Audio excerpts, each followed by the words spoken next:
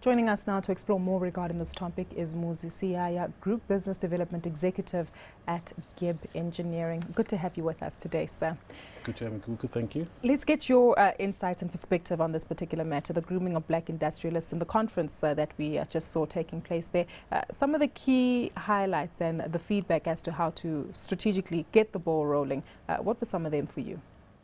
Look, it was a very good conference.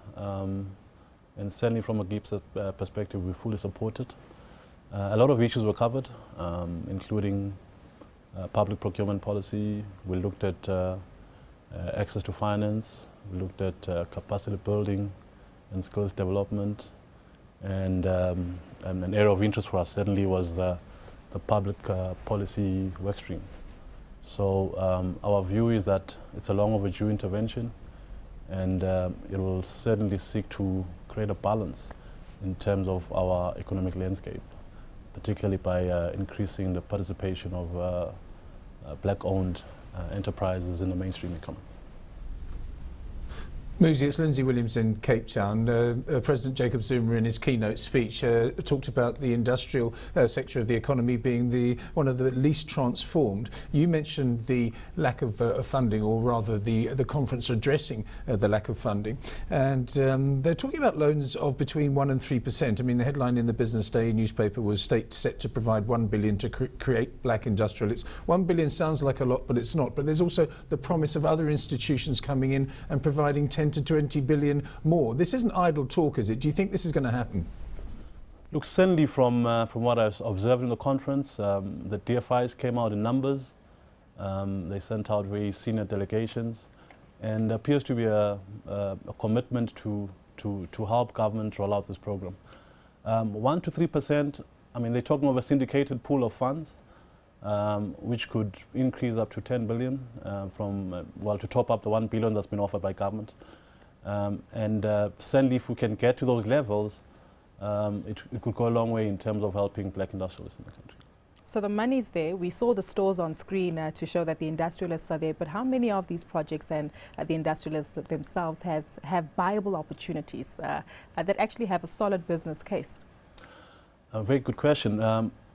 Interestingly, yesterday, the policy has drawn a distinction between established black industrialists and emerging black industrialists, which is certainly good. It's further proposing priority sectors. So you're looking at mining, manufacturing, agriculture. There's creative arts are there, services are there, which is our primary area of interest as engineers. But to the extent that the emerging industrialists, you would ordinarily expect them not to have any sort of business plans, but the ambitions are there, and those will have to be assisted extremely closely by government in terms of developing their business plans. On the one hand, you've got the established black industrialists who are perhaps looking at efficiencies and access to bigger markets as opposed to seed funding. So the policy is quite clear in terms of how it will intervene in the economy to promote black industrialists. Muzi, has the industrial sphere, the industrial sector of the economy, got an image problem amongst young, educated black people who are forging their way after education into the world of business? I mean, when I look at the list of delegates here, I see industrialists, but I also see bankers, money managers, development financiers. Industry is not the most fashionable thing. Surely people would rather be bankers. Is that also a hurdle that we have to get over? Certainly. I think our economy in the past has relied extensively on minerals and the commodity boom cycle.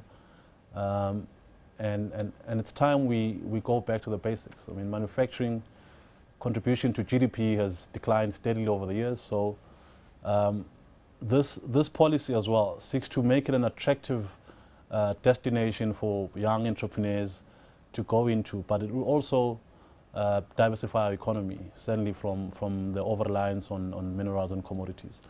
And hopefully young upcoming students and entrepreneurs will take the opportunity to tap onto the funds that have been put forward by government. Certainly companies like us who are more on the established side of black businesses, we will play a role in helping emerging entrepreneurs and industrialists to build their business plans, certainly from a pre-feasibility study perspective where we've got the skills, and hopefully we can get this thing going in the next year or two. Tell us about, from the organization that you represent, GIBB, Yes. engineering consulting firm. We know that the environment isn't too positive at the moment. Are these particular hindrances, the macroeconomic conditions, market sentiment, business confidence, in your attempts to help groom and establish these younger players who are coming online? Engineering, you know, people tend to associate our sector with what's happening on the construction side of the business. But it's quite interesting that when economies are showing a decline in growth, governments typically tend to want to stimulate the economy through infrastructure spending, and we naturally tend to benefit as engineers that are involved on the feed side of the projects, front end engineering and design. So we haven't seen a decline, but on the power and energy side, certainly the impact on the load shedding and the downgrading of ESCOM is having an impact on our energy business. But overall, government has been the biggest spender in the market, and we continue to see projects, water and sanitation projects, road projects, rail projects. SOEs are spending significantly in terms of infrastructure development.